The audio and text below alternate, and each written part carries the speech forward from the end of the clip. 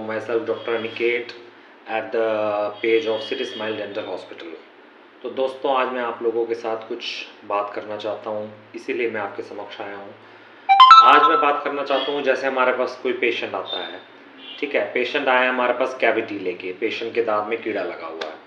अब पेशेंट आया कीड़ा लेके, पेशेंट की डिमांड होती है कि डॉक्टर साहब इस दांत को भर दो।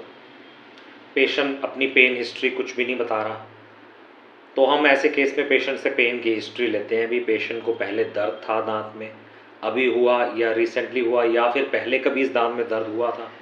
तो पेशेंट ये चीज़ आगे नहीं रखता, पेशेंट सीधा बोलता है कि कैविटी लेके आया, पेशेंट सीधा बोलता है कि इस दांत को भर दो। तो बट हमें क्या करना पड़ता है ऐसे केस में? We do x-rays. हम एक्सरे करते हैं पेशेंट का, एक्सरे करके हम चेक करते हैं कि जो कैविटी है वो कितनी डीप है। अगर कैविटी डीप होती है, नस तक पहुंचा होता है कीड़ा, तो ऐसे केस में भी स्ट्रेट अवे पेशेंट को हम बोलते हैं कि रूट कैनाल ट्रीटमेंट आपको कराना पड़ेगा। तो उस पेशेंट को हम बताते हैं कि पहले आपको अंदर से नसों को भरवाना पड़ेगा, नसों की सफाई होगी पहले, नसों की सफाई होके फिर हम उसको अंदर से नसों को भरेंगे।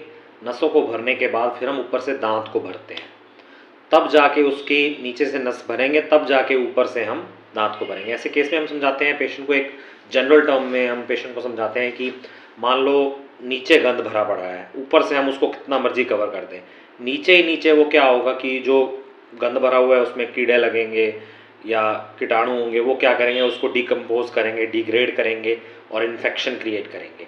जब तक नीचे से सफाई नहीं होगी, ऊपर से भरने से कोई फ़ायदा नहीं है। ऊपर से भर दिया, नीचे से डिकम्पोजिशन चल रही है, तो इन्फेक्शन होएगा ही होएगा।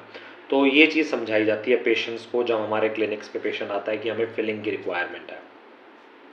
तो हमने क्या किया, हम फिर ऐसे केस में बता देते हैं पेशेंट को कि रूट कैनाल ट्रीटमेंट कराओ पहले, then you can go for the filling like composite या टूथ कलर्ड फिलिंग। चांदी जाता है पेशेंट, चांदी करो। वैसे आजकल चांदी ऑब्सोलीट हो चुकी है, टूथ कलर्ड फिलिंग होती हैं, या फिर GIC होगी या कॉम्पोजिट होगी। दो प्रकार की टूथ कलर्ड फिलिंग्स होती हैं हमारे पास। इसके अलावा और भी बहुत फिलिंग मटेरियल्स होते हैं। तो बेसिकली ऐसे केस में हम पेशेंट को इस तरीके से समझाया जाता है। तो आज के बारे में इतना ही। Thanks a lot. Like, share and subscribe my channel. Please support me. Thanks a lot.